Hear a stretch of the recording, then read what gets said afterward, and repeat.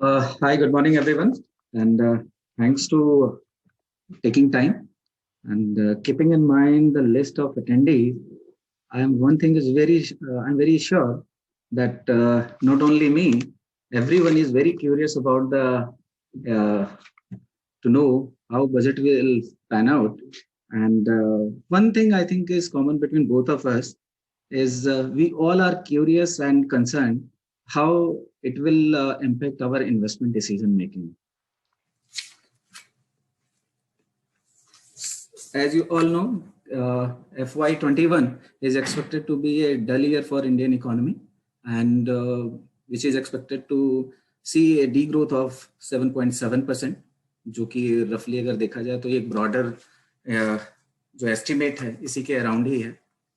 और FY22 जिसको लेकर के हम काफी एक्साइटेड हैं, इट विल बी अराउंड 11%, जो कि आई थिंक IMF की जो एक्सपेक्टेशन है 11.4 is very close to that level.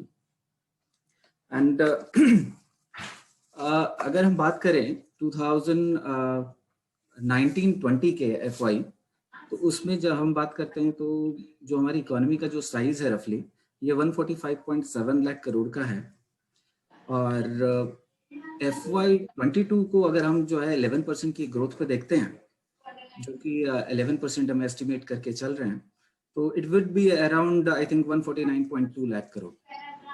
Ideally अगर देखा जाए तो from 19 to 22 it will be just 2.4% growth.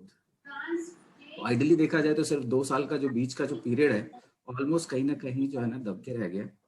But yes, due to lower base we will definitely 11% growth in FY22, जो कि काफी एक तरह से देखा जाए इस पैंडेमिक के बाद एक काफी पॉजिटिव साइन है.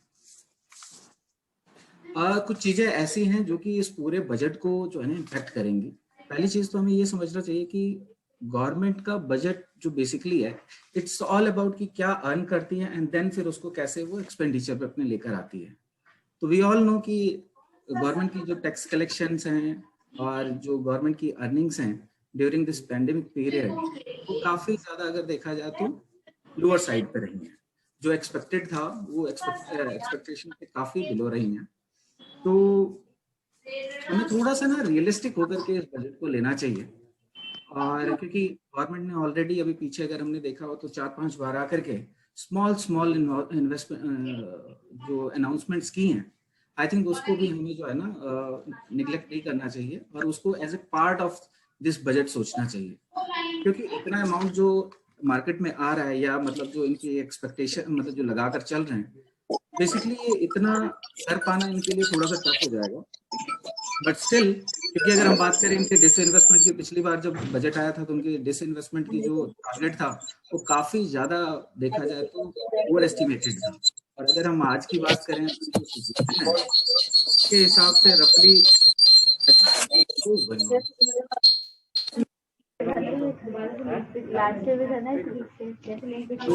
जो एस्टिमेटेड था which was around 2.1 lakh crore.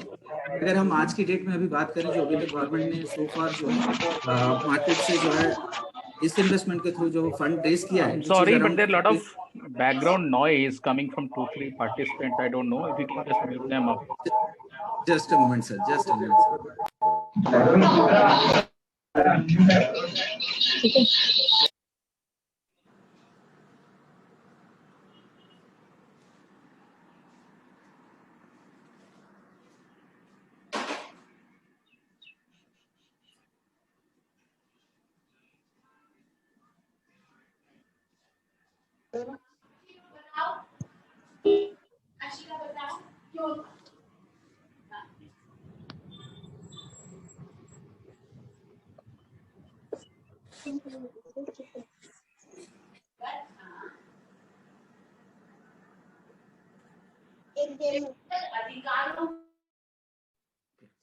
I think now it is clear.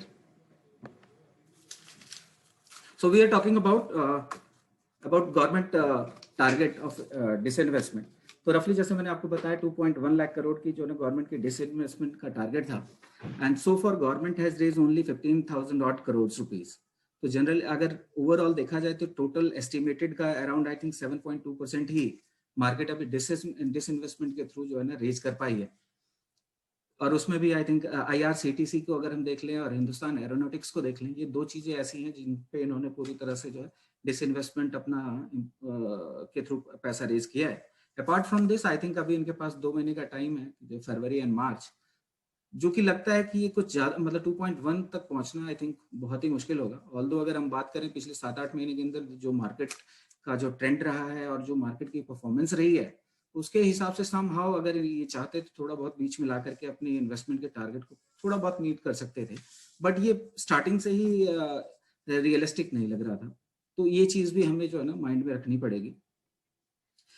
और दूसरी चीज जो गवर्नमेंट जो फंड रेज करती है बेसिकली एक होती है उनकी बोरोइंग से। तो बोरोइंग जो गवर्नमेंट की रही है अगर देखा जाए पिछले साल से और इस साल के अंदर अभी तक, it is somewhere around 10.7 lakh crore, जो कि अगर हम बात करें पिछले साल से तो 64 to 65% अप है फ्रॉम प्रीवियस ईयर, जो कि अगेन जो है गवर्नमेंट के फिजिकल डेफिसिट में कहीं ना कहीं जाकर के हिट करेगा। तो फोकस एरिया ये भी है, तो इस चीज को भी माइंड में रखना चाहिए हमें।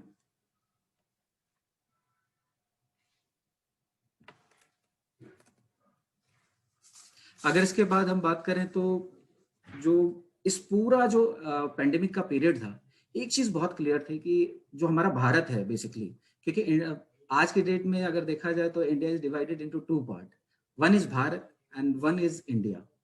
तो इंडिया और भारत के बीच में जो है ना इस समय जो लीड कर रहा है बेसिकली वो भारत लीड कर रहा है, which is our rural economy.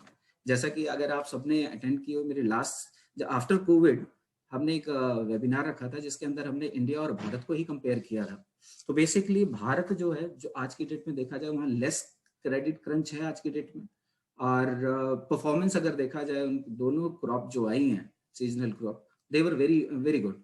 तो MSP की बात कर लिए जाए, मतलब टेक होम फंड्स की बात की जाए तो रूरल एरियाज में देखा जाए तो अर्निंग्स भी बढ़ी हैं। इसमें वेरियस फैक्टर्स हैं जो we can discuss in between, but एक चीज ये क्लियर है कि FY20 में अगर हम बात करें तो जो एग्रीकल्चर सेक्टर है जो हमारी GDP का रफली अराउंड 14.7% पार्ट था, वो FY21 में जो कि एक्सपेक्टेड है कि इट विल बी अराउंड 16.3%। तो रफली अगर देखा जाए तो कहीं ना कहीं वो एक ऐसा सेक्टर है जो ट्रैक्शन शो कर रहा है। बाकी इसके अलावा जैसे मैन्युफैक्चरिंग हो गया, इंडस्ट्रियल्स हो गया, या अगर हम बात करें सर्विस सेक्टर हो जाए, तो इसमें ग्रोथ जो है वो एक्सपेक्टेड लाइंस पे नहीं रही है। एक नेक्स्ट चीज जो होती है जो ओवरऑल इकोनॉमी को ड्राइव करती है और इकोनॉमी के अंदर चल क्या रहा है वो काफी ज्यादा उसको रिप्रेजेंट करती है, which is credit growth. Credit growth की अगर हम बात करें तो it is I think at present it is 6.7%, जो कि अगर देखा जाए तो सिंगल डिजिट में है, जबकि इंडिया जैसी कंट्री की ये हमेशा ही जो है ना डबल डिजिट में होनी चाहिए। और earlier in past we have also seen कि ये जो है ना डबल डिजिट में ही ग्रोथ आई है। तो अभी जो सिचुएशन है वो क्रेडिट ग्रोथ की देखा जाए तो एक्सपेक्टेड लाइन पे नहीं है सो फार, जो कि मतलब अगर हम देखा जाए तो इसका इम्पैक्ट जो है इससे ये पता लगता है कि किस तरह की जो ना बोरोइंग्स मार्केट के अंदर चल रही है और जो प्राइवेट कंजम्पशन है वो किस तरह से इंप्रूव कर रही है। बट आई एक्सपेक्ट कि ये जो है सूनर और लेटर इट विल इंक्रीज और इसका रिफ्लेक्शन जो है मार्केट पे आना शुरू होगा, क्योंकि ऑलरेडी अगर देखा जाए तो भारत ऑलरेडी पेनिट्रेटेड काफी अच्छा है। इंडिया की तरफ भी अगर देखा जाए तो वहां पे कहीं ना कहीं डिमांड क्रिएट हो रही है, people are now coming out from their homes. एक टाइम ये था कि बिल्कुल पूरी तरह से पैक्ड थे, और अब आई थिंक कोविड की जो वैक्सीनेशन का जो सेटअप बना हुआ है उसको देखते हुए थोड़ा सा कहीं ना कहीं डर जो है अब वो बैक सीट पे आ गया है, तो which is good for the economy as a whole. अभी जैसा कि हम सबने देखा कि इकोनॉमिक सर्वे में भी जो टेबल किया गया उसके अंदर जो FY20 के लिए 21 के लिए जो एस्टिमेट्स है विच 7.7% ही है, और ये ब्रॉडर मार्केट में यही चल रहा है इस समय कि इतने ही लगभग है। बट मतलब हमारा जो फोकस एरिया अब यहाँ से कहाँ जा रहा है, लाइक कि we are going to discuss sector specific कहाँ क्या क्या चीजें हमारे हिसाब से पॉजिटिव हो सकती हैं। हमने काफी रियलिस्टिक होकर के चीजों को शो करने की कोशिश की है, क्योंकि we are not expecting much from government side, but हाँ देयर आर फ्यू सेक्टर जहाँ पे ऐसा लगता है कि गवर्नमेंट को जो है ना थोड़ा कंसंट्रेशन दिखाना चाहिए, अपना फोकस रखना चाहिए, तो हम उस पर ज्यादा फोकस करेंगे। लाइक अगर हम बात करें ऑटोमोबाइल आप सभी ने देखा कि एक मैसिव रन अप देखने को मिला है इंडियन इक्विटी मार्केट के अंदर। एंड सारे, चाहे हम बात करें टू व्हीलर की या फोर व्हीलर की, क्योंकि दोनों के अंदर कहीं ना कहीं कुछ कैच आ रहे हैं। अगर हम अपने सराउंडिंग में देखें तो जिस हिसाब से डिमांड चेंज हो रही है ऑटोमोबाइल को लेकर के, उससे क्लियरिटी ये आ जाती है कि अब हम एक ऐसे एरा में जा रहे हैं जहां पे ट्रेडिशनल ऑटो कंपनीज जब तक अपने आप को इनोवेट नहीं करेंगी तब तक वो मार्केट के अंदर सस्टेन नहीं कर पाएंगे। लाइक वी सी, जितने भी अगर आप देखें तो इलेक्ट्रिक व्हीकल की डिमांड है वो कंटिन्यूसली पिक कर रही है। वो चाहे टू व्हीलर की हम बात करें या कमर्शियल व्हीकल की बात करें, इवन ट्रैक्टर्स की भी अगर हम बात करें तो वहाँ भी जो है इलेक्ट्रिक व्हीकल का यूज होना, इलेक्ट्रिक व्हीकल टेक्नोलॉजी का यूज होना शुरू हो गया। बट मुझे जो लगता है कि जो मेन चीज इसमें आ रही है, एक तो PLI स्कीम गवर्नमेंट की है, वो जो काफी इम्पैक्ट करेगी इसको। हमें ये देखना होगा कि किस तरह का वो जो फर्दर इस पे अपना व्यू रखते हैं। और कुछ टाइम पहले गवर्नमेंट ने ऑलरेडी ये बात कही थी कि जो टू व्हीलर है बेसिकली उसके अंदर भी अगर अब देखा जाए तो 28% का GST लगता है। एंड जितने भी कार्स हैं या हैवी व्हीकल्स हैं उसके अंदर भी वो GST का रेंज सेम है। तो इसलिए गवर्नमेंट इसको बाइफरकेट करना चाहती है कि जैसे कि टू व्हीलर जो है वो बेसिकली एक नेसेसिटी है आज के टाइम पे, ना कि लग्जरी है। तो वी आर एक्सपेक्टिंग कि इस जो GST का रेट है मुझे लगता है 10% ये रिड्यूस कर सकते हैं इस बजट के अंदर। तो हाँ, एक कैच ये हो सकता है लाइक कि वो एक कर दें कि 100 सीसी तक की जो बाइक्स हैं उसका रिडक्शन हो सकता है, 150 सीसी तक का। एंड ओवर एंड अबव मेरे ख्याल से कंटिन्यू रहना चाहिए। लेकिन जो कहते हैं एंट्री लेवल बाइक्स हैं उसके अंदर GST रेट कट हो सकते हैं, जिसका बेनिफिट आई थिंक सबसे ज्यादा अगर कुछ किसी को हो सकता है तो वो हीरो होंडा को हो सकता है एंड TVS को हो सकता है। कि बजाज को संभव होगा लाइक कि they are into high end bikes, higher CCs में डील करते हैं। एंड जो तीसरी चीज है इसमें है कि बैटरी जो आज की डेट में जो डिमांड में है बेसिकली उसके अंदर जो कस्टम ड्यूटी है वो एक्सपेक्टेड है कि वो रिड्यूस कर देंगे। तो इलेक्ट्रिक एक नई थीम निकल कर आ रही है इस पूरे ऑटोमोबाइल सेक्टर के लिए, जो कि हमें लगता है कि बहुत पॉजिटिव है। और जो मेजर इंफ्रास्ट्रक्चर का इशू आ रहा था अगर हम देखें तो आज की डेट में जो बिग कंपनीज हैं उन्होंने काफी अच्छा इंफ्रास्ट्रक्चर जो है ऑलरेडी सेटअप करना शुरू कर दिया। लाइक टाटा पावर ऑलरेडी कई मतलब स्टेट्स के अंदर, मतलब not in concentrated states but many states अगर देखें तो उन्होंने अपना जो है ना इंफ्रास्ट्रक्चर डेवलप करना शुरू कर चुके हैं। और जितने भी अब नए मॉल्स वगैरह बन रहे हैं उसके अंदर इलेक्ट्रिक चार्जिंग पॉइंट ऑलरेडी दिया जा रहा है। तो ये एक ऐसा सेक्टर है जो कि मुझे लगता है पिकअप अच्छा करेगा। कंपनी स्पेसिफिक अगर हम देखें जो सबसे ज्यादा डिमांड में आ सकते हैं लाइक टाटा मोटर, क्योंकि उसके पास टेक्नोलॉजी काफी अच्छी है इन चीजों की, तो टाटा मोटर भी हो सकता है। Mahindra and Mahindra is already into it, तो वो चीज है। एंड कंपनी स्पेसिफिक अगर हम बात करें जो ऑटोमोबाइल के एंसिलरीज प्रोवाइड करती हैं, लाइक कि अगर हम बात करें तो मोटर्स एक मेजर पार्ट होगा, सेल्स एक मेजर पार्ट होगा। तो दीज आर द फ्यू मतलब सेक्टर। एंड नो डाउट चाहे कुछ भी हो जाए, किसी भी तरह की इलेक्ट्रिक व्हीकल बने, टायर की डिमांड हमेशा रहेगी, वो 4 से 5 टायर हमेशा लगेंगे। चाहे स्टेपनी की हम बात करें और फोर व्हील की बात करें तो ये चीज कॉन्टिन्यूसली रहने वाली है। तो ये एक ऐसा सेक्टर है जो आई थिंक जो है ना सबसे ज्यादा पॉजिटिव इम्पैक्ट जो मैं देख करके चल रहा हूँ, मुझे लग रहा है इस पे ज्यादा होने वाला है। एंड बैंकिंग में ज्यादा कुछ मैं एक्सपेक्ट करके नहीं चल रहा हूँ। We are not expecting much, but yes एक चीज हो सकती है लाइक कि अगर PSU बैंक को, जो छोटे PSU बैंक्स हैं उनको अगर गवर्नमेंट प्राइवेटाइज करती है तो आई थिंक ये इनके लिए एक बड़ा अच्छा स्टेप होगा। तो जैसा कि पास्ट में हमने देखा है कि कैपिटल जो है गवर्नमेंट अपनी तरफ से इन्फ्यूज करती है, तो वो एक जो है ना एक बर्डन है गवर्नमेंट के ऊपर, तो वो शायद उससे बच जाए पूरी तरह से। Next is insurance I think जैसे रोटी कपड़ा और मकान एक ऐसे कंपोनेंट थे जो कि हमेशा ही जो है इंडियन कल्चर में हमेशा जो है ना टॉप प्रायोरिटी पे रहे हैं। तो insurance is again I would say कि रोटी कपड़ा मकान एंड इंश्योरेंस। तो इंश्योरेंस एक बेसिक नेसेसिटी है आज की डेट में, जो वी ऑल नो। तो मुझे लगता है कि एक ऐसा सेक्टर होगा जो कि गवर्नमेंट के एजेंडे में मेन होगा, क्योंकि गवर्नमेंट चाहती है कि किसी भी तरह की जो ऑब्स्टिकल ना आए लाइफस्टाइल में, तो उसको निगेट करने के लिए I think insurance is a very good tool.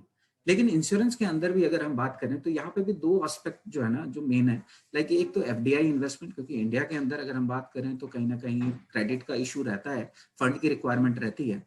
And दूसरा है इसके अंदर जो एंड यूजर तक जब ये प्रोडक्ट जाता है तो उस पर कितनी तरह के टैक्सेस लग रहे हैं। तो आई थिंक इनमें गवर्नमेंट कुछ अच्छा कर सकती है, कुछ रिबेट दे सकती है कि फर्दर या तो जीएसटी कम कर सकती है, एंड प्लस अगर एफडीआई लिमिट अगर 49 से 74% तक बढ़ाती है, it will be a big positive. तो पर्टिकुलरली ये दो ऐसे सेक्टर हैं, auto and bank insurance, I think ये जो होंगे वो की थीम्स होंगे आगे चल के।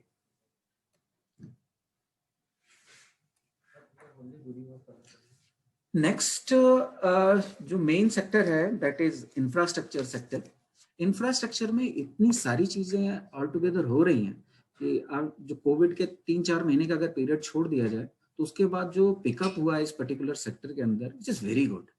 एंड आप सभी को पता होगा कि गवर्नमेंट एक जो है ना freight corridor, dedicated freight corridor implement कर रही है, जिसपे पूरी Bharatmala and rail freight corridor होगा।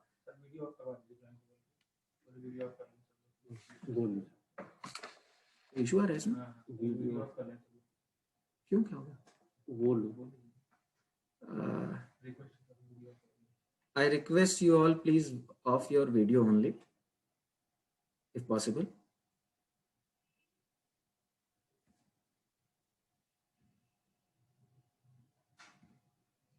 I think late हो रहा है।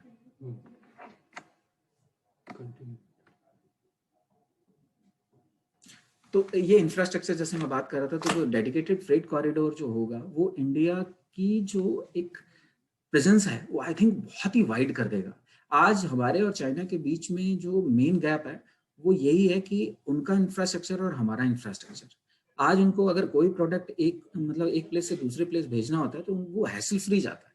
इंडिया के अंदर उसी, अगर मैं बात करूं कि दिल्ली से कोलकाता अगर जाना है कोई प्रोडक्ट तो इट टेक 7-8 डेज। तो ये एक ऐसी प्रॉब्लम है जिसको किसी न किसी तरह से गवर्नमेंट को जो है ना इसको सॉर्ट आउट करना था। तो इसी ही एक्सपेक्टेड लाइंस पे गवर्नमेंट का ये जो है बहुत ही एम्बिशियस टारगेट जो है ये लॉन्च हुआ है, जो कि अंडर वे है और काफी अच्छा ग्रोथ मोमेंटम जो है ना पिकअप कर रहा है। And if I am not wrong, अगर ये एक्सपेक्टेड लाइंस पे चला तो आप देखेंगे कि जो चीज हमारी स्टक हो जाती थी रास्ते में, लाइक उसका जो ट्रांसपोर्टेशन है वो एक बहुत ही हैसल था, वो बिल्कुल क्लियर हो जाएगा। और ये इंडियन इकोनॉमी को बहुत ही much needed, I would say कि मच नीडेड बूस्ट देगा, which is very good.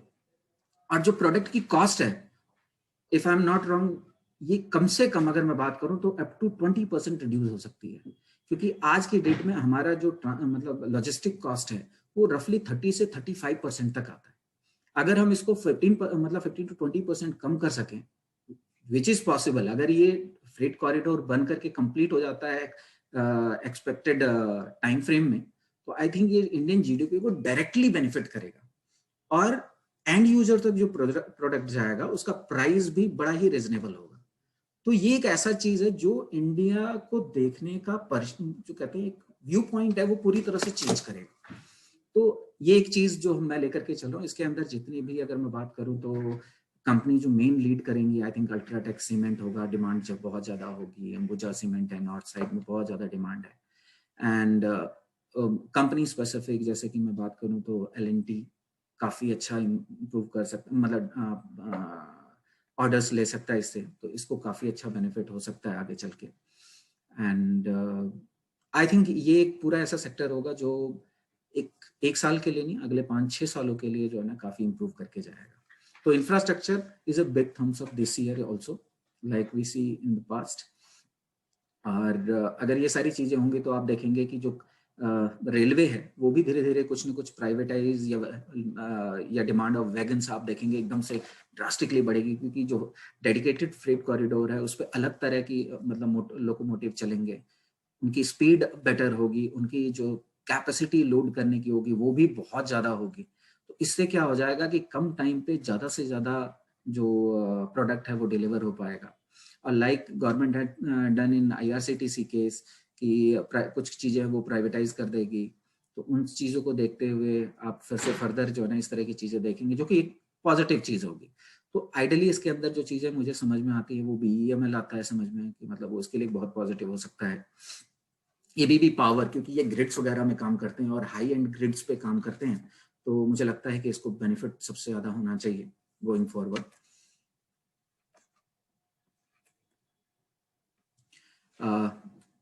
Power again एक गवर्नमेंट एक ऐसा बैरोमीटर है आज की डेट में कि अगर ओवरऑल इंडिया के अंदर consumption of power is on higher side, it means it reflect that कि इकोनॉमिक एक्टिविटी या कॉर्पोरेट लेवल पे मैं बात करूं तो एसएमई और जितने भी कंपनीज हैं वहां पे उसकी डिमांड ज़्यादा बढ़ रही है, अगर ये पॉजिटिव साइड पे है। पीछे हमने लास्ट अगर देखा हो तो पिछले 1 साल पहले 1.5 साल पहले यही जो पावर की डिमांड है वो रिड्यूस हुई थी इंडिया में, और उसके बाद ही सारी चीज़ें इम्प्रूव, मतलब देखा जाए तो ये सारी चीज़ें इम्प्लीमेंट हुई, लाइक करेक्शन एंड एवरीथिंग, ये सारी चीज़ें। वैसे तो देखा जाए तो 2018 ऑनवर्ड अगर हम डेटा फ्रंट पे बात करें तो वो कहीं ना कहीं जो है ना मिसमैच था, और वहां से लेकर के मार्केट जब करेक्ट हुई है वहां तक देखा जाए तो मार्केट ने कोई खास बहुत अच्छा किया नहीं था। तो these all are small small indicator जिसको हमें जो है ना टाइमली पॉइंट आउट करना चाहिए, ये काफ़ी कुछ इम्पेक्ट करते हैं। रियल एस्टेट में मुझे लगता है गवर्नमेंट का जो है फोकस एरिया होगा, बट आई डोंट थिंक ये इतना ज़्यादा इम्पैक्ट कर सकता है। तो it could be mild positive, but मुझे मतलब as personally I don't think इसमें कुछ बहुत ज़्यादा होने वाला है। इसके अलावा अगर हम बात करें एफएमसीजी की, तो एफएमसीजी में जैसे मैंने कहा कि Bharat is improving like anything, तो एक मनरेगा जो कि गवर्नमेंट का इस पूरे फेज के अंदर एक ऐसा जार्गन था एक्चुअली जिसने भारत को पूरी तरह से इम्प्रूव किया, और जो मनरेगा के अंदर जो नंबर ऑफ बेनिफिशरीज थे वो एकदम से मूव कर गए। इसका एक इम्पैक्ट इसका रीजन ये भी हो सकता है लाइक कि कोविड की वजह से जितने भी वर्किंग क्लास था, लाइक वो सारा जो है ना शिफ्ट हुआ मतलब रूरल इकोनॉमी की तरफ, तो वहां से जो है ना नंबर ऑफ पीपल बढ़े और वहां पे मनरेगा में भी डिमांड बढ़ती चली गई, और गवर्नमेंट का फोकस एरिया यही था कि किसी तरह से जो इनकम है एंड यूजर तो किसी तरह से पहुंचानी चाहिए। तो वहाँ एक चीज़ जो पॉजिटिव हुई है उसकी वजह से जो है ना ओवरऑल जितना भी अगर हम बात करें, चाहे डाबर की बात करें, चाहे एचयूएल की बात करें, चाहे ब्रिटानिया की बात करें, if you talk about Asian paint, सभी की स्टेटमेंट में यही आया है कि जो रूरल ग्रोथ है वो इस बार देखने को बहुत अच्छी मिली है। ऑल्दो अर्बन में उतना ज़्यादा डिमांड पिकअप नहीं हुई है, नाउ दे आर सेइंग कि अब जो है अर्बन में भी जो है ना पिकअप होनी शुरू हुई है, बट रूरल ग्रोथ बहुत अच्छी हुई है। और दूसरी चीज एक और हुई है कि जितने भी छोटे प्लेयर थे बेसिकली, वो लार्ज प्लेयर ने बहुत मतलब एग्रेसिवली उस मार्केट को कैप्चर किया है। तो अगर आपने देखा होगा एचयूएल का या डाबर का या एशियन पेंट का, तो इनका सिर्फ मार्जिन ही नहीं बढ़े हैं, इनकी जो मार्केट शेयर है वो बहुत तेजी से बढ़ा है। तो आई थिंक ये पूरा एक सेक्टर है जो कि गवर्नमेंट क्या करती है, कैसे करती है, वो क्या करने वाली है, उससे कोई फर्क नहीं पड़ता। इट इज मतलब एक ऐसा it is A sector which will grow many times from here on. और ये डेफिनेटली आप देखेंगे कि जैसे जैसे जो एमएसपी बढ़ रही है या मनरेगा की जो वेजेस बढ़ रहे हैं, it will have a positive impact on FMCG company directly. On the other hand अगर हम बात करें सिंध गुड्स की बात करें, तो वहां पे थोड़ा सा एक्सपेक्टेड है कि लाइक कि इस बार जो है ना फर्दर, क्योंकि गवर्नमेंट के पास अपना जो है रेवेन्यू टारगेट से काफी पीछे है, तो वहाँ हो सकता है कि जैसे कि टोबैको प्रोडक्ट्स हो गए, लिकर प्रोडक्ट्स हो गए, इनमें कुछ वो इंक्रीज कर सकती है फर्दर अपना जा करके tax rate. Agriculture like I said कि कॉन्टिन्यूसली जो पेस्टिसाइड्स हैं उसके अंदर गवर्नमेंट थोड़ा सा रिलीफ दे सकती है ताकि फार्मर्स के हाथ में जो है ना ज़्यादा से ज़्यादा अमाउंट पहुँचे। तो एक ऐसा सेक्टर है जो कि काफ़ी पॉजिटिव है, हम जिसके अंदर कंपनी अगर हम बात करें, वैसे तो पेटेंटेड कंपनियां कोई भी नहीं है इंडिया के अंदर वैसे, बेयर को अगर छोड़ दिया जाए तो। एंड इंडियन कंपनी में जैसे धानुका एग्रीटेक है, कोरोमंडल इंटरनेशनल, इनके पास जितने भी या इंसेक्टिसाइड्स है, इनके पास जो है ना पेटेंटेड ड्रग्स नहीं है, पेटेंटेड पेस्टिसाइड्स नहीं है, सॉरी। तो ये क्या करते हैं कि जेनरिक टाइप की जो सिचुएशन, जैसे कि जेनरिक फर्म्स होती हैं, जैसे वो भी जेनरिक ही हैं, तो बेसिकली अगर ये इस तरह का रिडक्शन होता है तो एग्रीकल्चर के लिए काफ़ी अच्छा होगा और प्रोडक्शन काफ़ी अच्छी इंप्रूव होगी। तो thumbs up to agriculture also. Speciality chemical जो है आफ्टर कोविड, आई थिंक जो चाइना का मेजर मेजर कंट्रीब्यूटर चाइना था, वहां से ये शिफ्ट धीरे धीरे हो रहा है, और इंडियन केमिकल इंडस्ट्री जो कि आज से 5 साल पहले रफली 4,000 करोड़ के आसपास का पूरा मार्केट ही था, आज कम से कम 20,000 करोड़ के करीब पहुंच गया। तो मैनी फोल्ड तो ऑलरेडी हो चुका है, बट मुझे लगता है कि इसमें अभी काफी कुछ होना बाकी है। और पीएलआई स्कीम जो है अगर होती है तो इसमें एक बहुत अच्छा आई थिंक ग्रोथ और मिल सकता है, और ये यहाँ से भी अभी फर्दर कई मल्टी फोल्ड होने के चांसेस इसमें हैं। बिल्कुल कंज्यूमर ड्यूरेबल भी अगेन, जैसे कि रूरल इकोनॉमी ड्रिवन ज़्यादा हो रहा है, तो बेसिकली वहाँ डिमांड ज़्यादा है, तो इन कंपनियों को ज़्यादा डिमांड में आ रहा है। इवन अगर हम बात करें तो जितने भी अगर हम बात करें तो हाईवेज एंड एक्सप्रेसवेज बन रहे हैं, तो उसके अराउंड जितने भी गांव और शहर आ रहे हैं, बेसिकली उनमें देखा जाए तो कहीं ना कहीं उनकी जो अर्निंग्स बढ़ रही है due to various reason, like कि उनकी जमीनें अगर उसमें आ जा रही हैं तो they are getting more fund, मतलब 5 times I think, if I am not wrong. तो ये सारी चीजें जो है अल्टीमेटली जो है डिमांड क्रिएट करेंगी आगे चल के। नए घर बनेंगे, अच्छे घर बनेंगे, और उसके अंदर फिर डिमांड जो है इलेक्ट्रिकल्स की भी डिमांड रहेगी, उसके अंदर सीमेंट, मेटल, सभी चीजों की डिमांड ऑल टुगेदर इम्प्रूव होगी। इसके अलावा अगर हम देखें तो आत्मनिर्भर भारत के अंदर गवर्नमेंट का ये प्लान है किसी तरह से ज़्यादा चीज़ें हम जो है ना डोमेस्टिकली प्रोड्यूस करें। तो जिसके अंदर 2 कंपनियां जो कि ऑलरेडी काफ़ी ज़्यादा चल चुकी हैं ऑल दो, जैसे डिक्सन टेक्नोलॉजी हो गया, जो कि पूरी तरह से अगर देखें तो इलेक्ट्रॉनिक्स गुड्स में डील करता है, and apart from this Amber Enterprises जो कि एसीज में डील करता है। तो आई थिंक ये 2 कंपनीज ऐसी हैं जो कि गोइंग फॉरवर्ड जो है ना लाइमलाइट में रहेंगी, and one should concentrate on these company and can take exposure on regular interval if they correct. इसके अलावा एविएशन एक ऐसा सेक्टर है, अगेन जैसे आप सभी को पता है कि सबसे ज़्यादा बैडली हिट है एविएशन एंड टूरिज्म सेक्टर। तो कहीं ना कहीं गवर्नमेंट अगर इस सेक्टर को इम्प्रूव करना चाहती है तो आई थिंक इसके लिए कुछ ना कुछ लेकर आना चाहिए, क्योंकि अभी भी कैपेसिटी पे भी कैपिंग है, और जो अगर देखा जाए तो ट्रांसपोर्टेशन इस समय हो रहा है विच इज़ लेस, तो इसको इम्प्रूव करने के लिए गवर्नमेंट कुछ कर सकती है या कुछ रिबेट दे सकती है इस पर्टिकुलर एविएशन इंडस्ट्री को। But although in total I am not very positive on aviation sector. Defence एक ऐसा सेक्टर है जो कि आई थिंक इसमें गवर्नमेंट की तो मोनोपोली है पूरी तरह से, बट आई थिंक ये एक ऐसा सेक्टर है जो कि पूरी तरह से जो है पॉजिटिव रहना चाहिए। तो गवर्नमेंट इसमें एक तो एफडीआई की लिमिट बढ़ा सकती है, दूसरा अगर मैं बात करूं तो डिसइन्वेस्टमेंट किसी न किसी तरह से किया जा सकता है। तो इसमें भी अगर देखें तो Bharat electronics, Bharat aeronautics, Bharat electronics, ये कुछ ऐसी कंपनियां जो कि ऑलरेडी बहुत ही अच्छे लेवल पे अवेलेबल हैं, एंड डिमांड बहुत अच्छी रहने वाली है। तो जिस तरह से अगर गवर्नमेंट किसी तरह से अपना कंट्रोल इन पे कम करती है तो आई थिंक ये इन कंपनीज के लिए, इस पूरे सेक्टर के लिए बहुत बड़ा बूस्ट होगा। ऑल्दो डिफेंस के अंदर अगर हम बात करें सिर्फ यही कंपनियां नहीं है, there are L&T also and some other technology company जो कि किसी न किसी तरह से डायरेक्टली जो है ना डिफेंस को सपोर्ट अपना कंट्रीब्यूशन डिफेंस में अपना दे रही हैं। टूरिज्म सेक्टर को आई थिंक गवर्नमेंट किसी तरह से कुछ न कुछ लेवी दे सकती है, कुछ डिडक्शंस दे सकती है, एंड क्योंकि काफ़ी ज़्यादा अगर देखा जाए तो मैन पावर यूज़ होती है इस पूरे में, और अभी तक मैं सिर्फ ये नहीं कहूँगा कि पिछले 5-7 महीने या 10 महीने बहुत ही मतलब नेगेटिव रहे हैं इस पूरे सेक्टर के लिए, अभी तक और आगे भी एक्सपेक्टेड है जब तक कि इंटरनेशनल फ्लाइट्स आई थिंक चालू नहीं हो जाती, तो एक ऐसा सेक्टर है जो कि अभी भी जो है देखा जाए तो पेन में ही रहेगा। बट ये अगर गवर्नमेंट कुछ इस पे करती है तो आई थिंक ये बहुत ही पॉजिटिव हो सकता है आगे चल के। बट सो फार अभी तो इस पे इसकी जो परफॉर्मेंस है वो अप टू द मार्क नहीं आई है, और इम्प्रूवमेंट भी कोई बहुत ज़्यादा अभी फिलहाल अवेलेबल नहीं है इसके अंदर। लाइक वी सेड कि health care is going to be a key focus area for this government.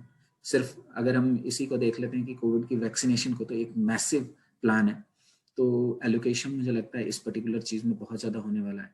And government ने ऑलरेडी अगर देखा जाए तो रूरल जितने भी स्टेट हैं और स्टेट गवर्नमेंट ने मतलब सेंट्रल गवर्नमेंट और स्टेट गवर्नमेंट ने मिल करके जो 5 लाख रुपीस का जो इंश्योरेंस दिया हुआ है, आई थिंक ये अच्छा काम कर रहे हैं, और आगे चल के मुझे लगता है कि जो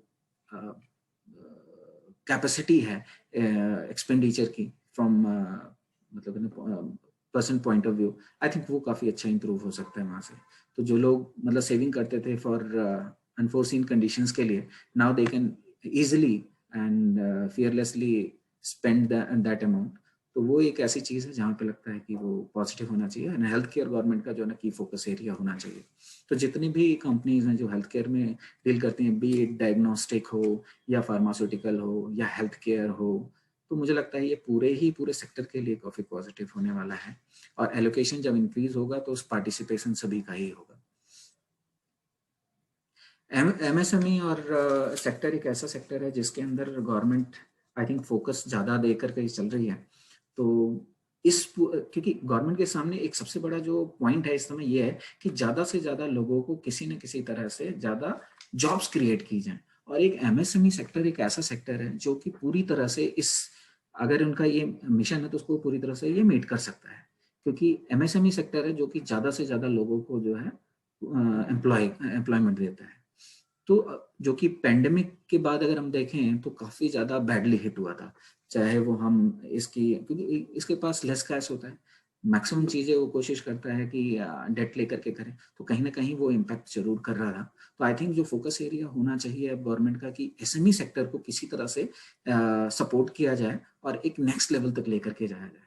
अगर एमएसएमई सेक्टर को गवर्नमेंट इस तरह से सपोर्ट करती है तो आप देखेंगे कि जो अभी हम अगर हम बात करें जो हमारा अनएम्प्लॉयमेंट रेट है वो back to pre covid level आ चुका है।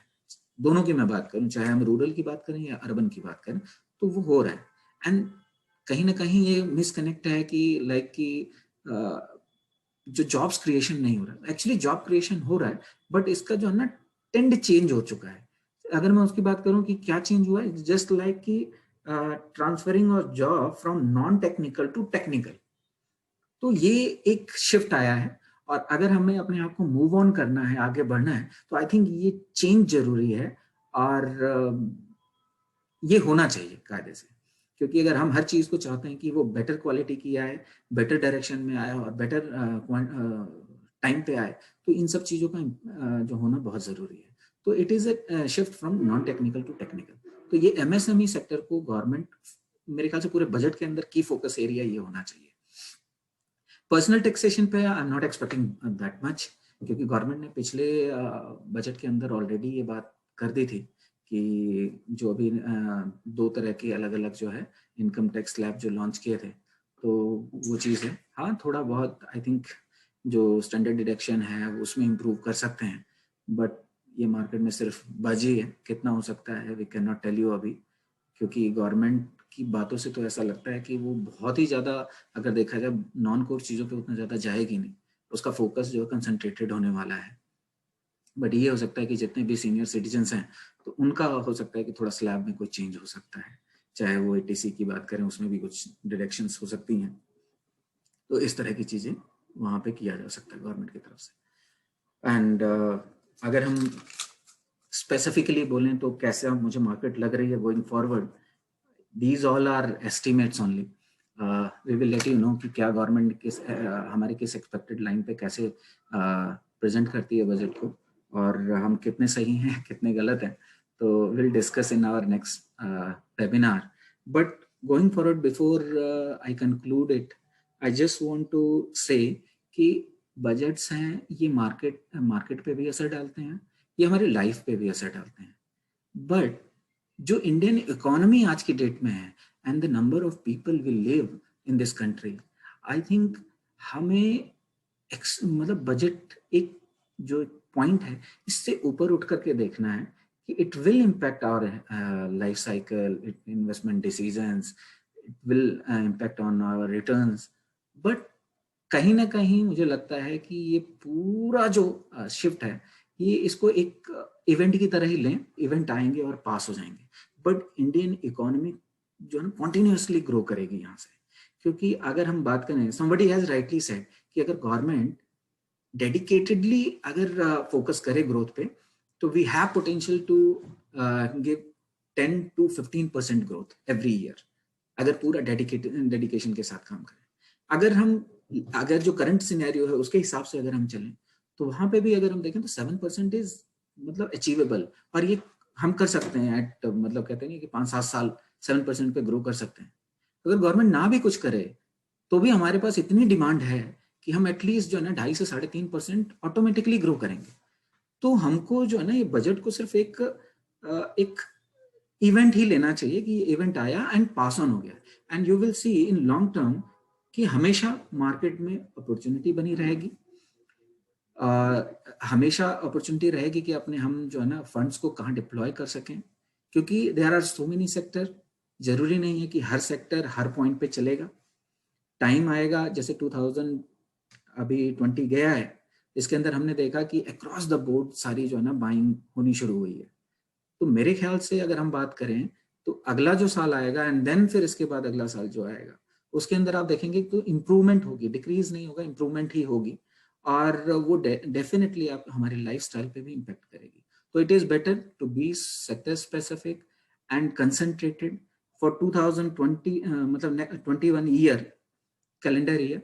आई एम एक्सपेक्टिंग कि जो लार्ज कैप कंपनीज हैं, जो बिगीज हैं बेसिकली, वो ज़्यादा इंप्रूव कर जाएंगे, क्योंकि मुझे लगता है कि जितनी भी कंपनीज जो स्मॉल कंपनीज हैं, कहीं ना कहीं जैसे बैंकों में हमने देखा कि बैंकिंग एज ए सेक्टर कोई ग्रोथ नहीं है, कोई मेजर ग्रोथ नहीं है, बट जितनी भी बड़ी कंपनी है, B it HDFC bank, ICICI bank, Kotak bank, they all have shown improvement in their performance. It just because of कि जितने भी स्मॉल कैप कंपनीज थी उनका मार्केट शेयर इन्होंने गेन किया। तो we will see, and I am very much sure कि sector specific move हम देखें तो ज्यादा अच्छा है। किसी टाइम पे IT नहीं चलेगा, फार्मा चलेगा, क्योंकि लास्ट हम अगर पिछले 5 साल का देखें, 2 साल छोड़ दें और उसके बाद 5 साल पीछे जाएं, तो वहाँ IT फार्मा कोई लेना नहीं चाहता था, एंड टाइम हैज कम कि IT एंड फार्मा अगर देखा जाए तो दो ऐसे पैक हैं जो 2020 के अंदर सबसे ज्यादा रिटर्न्स देकर गए हैं। Will it continue? I think ये सोच, मेन चीज यही होता है कि हम इस चीज को समझें कि आने वाला टाइम किस डायरेक्शन में जा रहा है और कौन सी इंडस्ट्री डायरेक्टली और इनडायरेक्टली इम्पैक्ट करेंगी, और हमारा जो मेजर पोर्टफोलियो का जो कंसंट्रेशन है, आई थिंक 50% से ज्यादा उस साइड पे होना चाहिए। तो sector specific I am expecting कि फार्मास्यूटिकल अगेन बहुत अच्छा होने वाला है। अभी तो सिर्फ न्यूज आई हैं एंड सारी चीज़ें डेवलपमेंट अभी होनी बाकी हैं उस हिसाब से, तो मुझे लगता है ये एक सेक्टर जो है ना काफ़ी अच्छा इज टेंड टू ग्रो। और दूसरा IT अगेन, मुझे लगता है कि जैसा हमने पीछे भी देखा है जो 2000 के आसपास के लेवल पे कि जितने भी IT कंपनीज 50 टाइम 60 टाइम चल रही थी, तो वो मुझे लगता है कि फर्दर अब देखने को मिल सकता है कि इंडियन IT कंपनीज अगेन जो है ना 40-60 टाइम्स ट्रेड हो अर्निंग का, वो अचीवेबल है। एंड दूसरी अगर मैं बात करूं कि जैसे आज की डेट में FMCG कंपनीज हैं, 60-80 आज के टाइम पे नॉर्मल हो गया है, तो इट डजेंट मीन कि they are over price and इनको नहीं लेना चाहिए, या मतलब अब ये ओवर प्राइस हो चुकी हैं तो इसे अवॉइड करना चाहिए। It just I am trying to tell you कि ये अर्निंग्स इंप्रूव भी हो रही हैं, साथ में ग्रोथ भी आ रही है, तो ये इसका रिफ्लेक्शन है। जब भी आप देखेंगे कि अर्निंग्स कहीं ना कहीं सब्ड्यूड हो जाएंगी तो P मल्टीपल ऑटोमेटिकली करेक्ट करना शुरू हो जाएंगे। And as far as broader market is a concern, अगर इंडेक्स की हम बात करें तो जिस हिसाब से आपने अभी देखा होगा कि पिछले 4-5 दिनों के अंदर जो करेक्शन बनी है वो रफली कहीं ना कहीं जाकर के 8% के आसपास हम पहुंच गए हैं, 7.5 to 8%। ये एक नॉर्मल है, क्योंकि आपने जो है ना ऑलमोस्ट 100% का राइज देखा है, और कहीं ना और ये पूरी रैली जो थी वो पूरी तरह से अगर देखा जाए तो लिक्विडिटी ड्रिवन रैली रही है। और मार्केट की जो करेक्शन बनी है जो पीछे कुछ दिनों में, वो अगर आप देखेंगे तो FII इन्वेस्टमेंट कहीं ना कहीं वो कहीं मतलब देखा जाए तो पॉज आया है, या वो कहीं ना कहीं जो है ना आउटफ्लो हुआ है। But one thing is very clear कि गवर्नमेंट इस जो FI फंड जो इस समय इंडियन मार्केट में आया है वो सिर्फ 10 दिन 6 महीने या साल भर के लिए नहीं आया है, ये सालों के लिए आया है। तो हमें उस मार्केट को उस डायरेक्शन में देखना चाहिए। 2021 थोड़ा सा टफ ईयर रहने वाला है, अल्फा क्रिएट करना मार्केट पॉइंट ऑफ व्यू से थोड़ा सा टफ रहेगा। तो मेरा सजेशन सिर्फ ये रहेगा कि आप फोकस सिर्फ जो है ना लार्ज कैप पे करें, जिसके अंदर क्वालिटी है, स्टेमिना है कि मार्केट में सस्टेन कर सकें। आप ऐसे किसी बिजनेस में मत जाइए लाइक कि जो या तो अंडर पेनिट्रेटेड हैं, जिसमें चांसेस जो है ना 50-50 के हैं, तो उसकी तरफ मत जाइए। और अगर आपको जाना भी है तो एलोकेशन बहुत लो होना चाहिए। सेक्टर स्पेसिफिक आई थिंक जैसे मैंने आपको बताया कि अगर हम फार्मास्यूटिकल की बात करें तो फार्मास्यूटिकल में जो है मतलब I personally like Cadila, Cipla, and large cap के ही मैं बात करूंगा तो उधर मैं doctor Reddy and Divi's lab मुझे ज़्यादा पसंद है। although Sun Pharma and Lupin is also doing good and results were fantastic, तो बट मुझे लगता है कि वो कहीं ना कहीं जो है परफॉर्म तो करेंगे बट आउट परफॉर्म करने के चांसेस थोड़ा सा कम है। इसके अलावा अगर मैं बात करूं आईटी के अंदर, तो आईटी अगेन जो आज की डेट में अगर हम सब वर्चुअली मिल रहे हैं तो उसमें आईटी का बहुत बड़ा सपोर्ट है। तो IT is going to be a key driver for Indian market. तो अगेन ऑल्दो थोड़ा सा डाउनफॉल बन रहा है, मतलब profit booking kind of situation is emerging, but मुझे लगता है कि इसको एक्यूमुलेट जरूर करना चाहिए। बजट वाले दिन की बात करें तो बाय क्या करना चाहिए या सेल करना चाहिए, क्योंकि मैं एक दिन के लिए बात नहीं कर रहा हूँ, तो इट इज बेटर कि आप फंड्स अपने हाथ में रखें, शॉपिंग लिस्ट रेडी रखें। और ये जैसे मैं बात कर रहा हूँ, ये company TCS, Infosys, Tech Mahindra, HCL Tech, they all are very good and they have lot of potential for future. तो दो सेक्टर की हमने ये बात करी। एग्रीकल्चर में अगर हम बात करें, पेस्टिसाइड्स के अंदर अगर हम बात करें तो वहाँ बहुत अच्छा स्कोप है। इलेक्ट्रॉनिक्स में काफ़ी अच्छा ग्रोथ देखने को मिल रहा है। इंजीनियरिंग EPC में काफ़ी अच्छा है, जिधर आप L&T को देख सकते हैं। आज की डेट में दो चीज़ें, एक बहुत ही अच्छा मैं इंटरेस्टिंग डेटा शेयर करना चाहता हूँ आपके साथ। ये मेरी ऑब्जर्वेशन है कि जैसे आपने दो कंपनियों का आज रिफ्लेक्शन देखेंगे। एक किसी कंपनी थी रिलायंस। रिलायंस ने अपना ऑयल एंड गैस का सेटअप के बाद अगर देखा जाए तो आज की डेट में जो खड़ी हुई है वो मेजर फोकस कहाँ कर रही है, वो टेक्नोलॉजी पे कर रही है, जियो पे कर रही है। दूसरा फोकस कहाँ कर रही है, वो रिटेल पे कर रही है।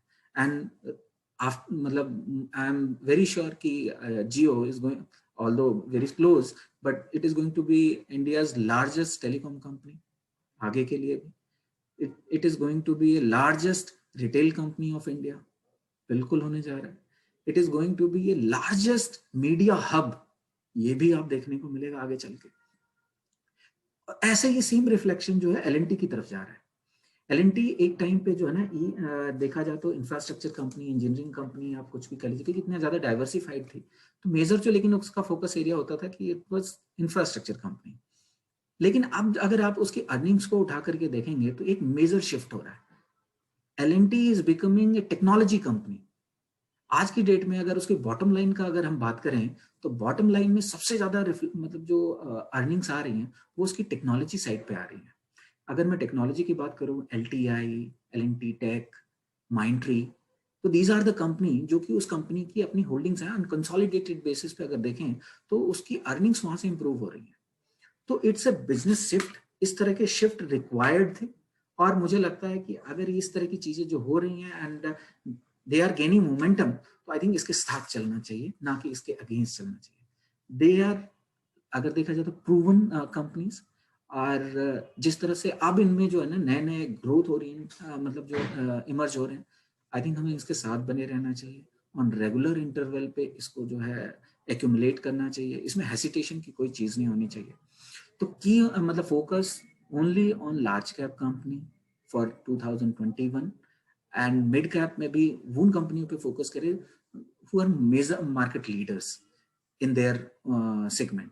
तो अगर हम इस चीज को फोकस करके चलेंगे, in between we will continue to give you our fundamental reports